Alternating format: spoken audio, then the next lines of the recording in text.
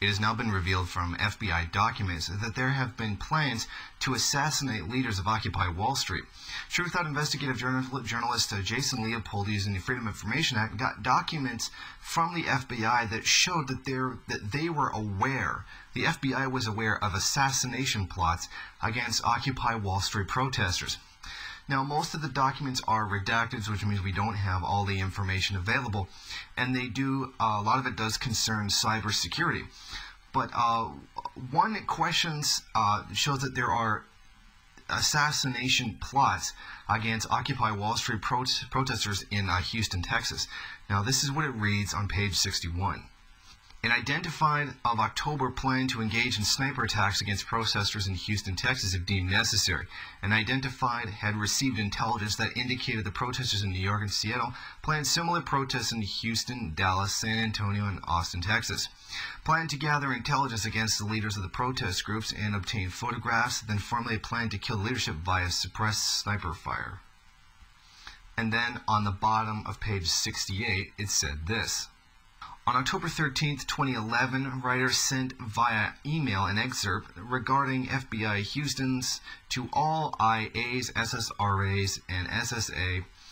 This identified the exploitation of the Occupy Wall Street movement by interested in developing long-term plan to kill local Occupy leaders via sniper fire. As this uncovering of plans to murder protesters wasn't actually enough, the language used by the FBI in relation to Occupy Wall Street is very alarming. They refer to Occupy Wall Street actions as domestic terrorism and criminal activity.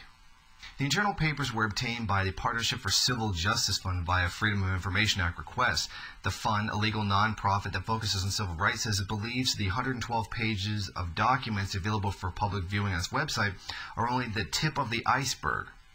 Documents show the spying abuses of the FBI's Campus Liaison Program, in which the FBI in Albany and Syracuse Joint Terrorism Task FBI met with force, disseminated information to 16 different campus police officials and then 6 additional campus police officials.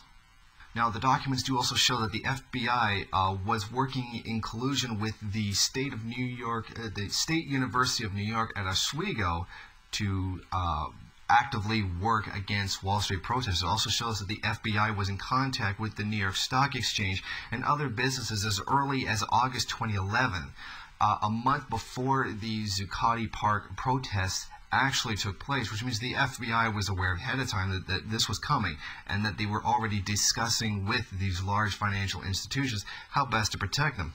Now, according to the documents, the FBI coordinated extensively with private companies on how to protect their interests and, well, serve them as their masters.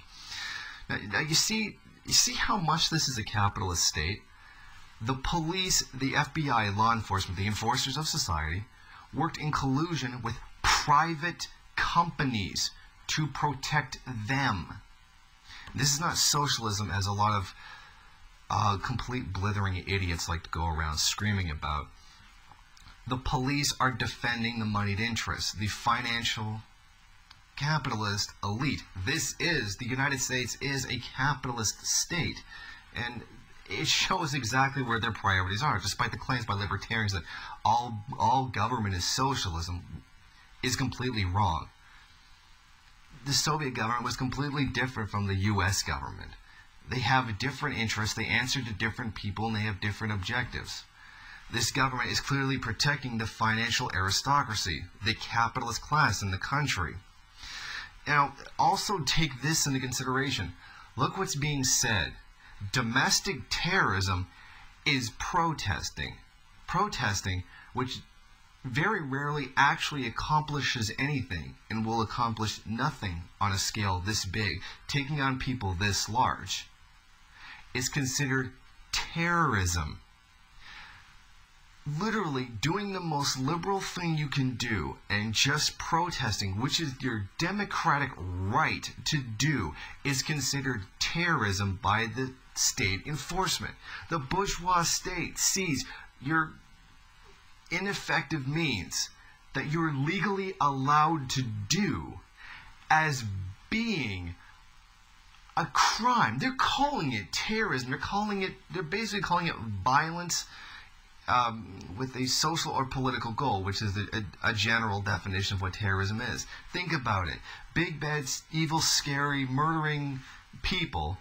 Essentially, they're saying the people protesting, the financial elite, are the same people who supposedly flew 2 planes into the World Trade Center on 9/11.